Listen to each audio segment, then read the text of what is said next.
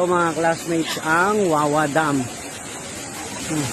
Pwede pumunta doon, sir. Ay, oo nga, ano, may mga daan dito. Ano, hindi ka mag-anak mayari ng mga cottage doon. Tapos, ang daming mga cottage doon sa baba. Pwede maligo dyan, ano? Yep. Ayan yung mga cottage doon sa baba.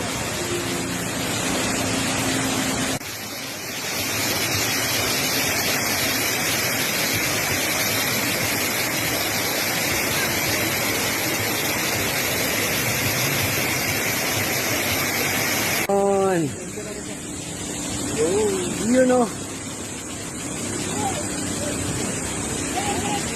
Yun ang Wawa.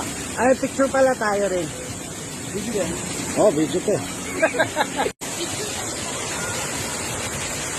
Ano siya, sir?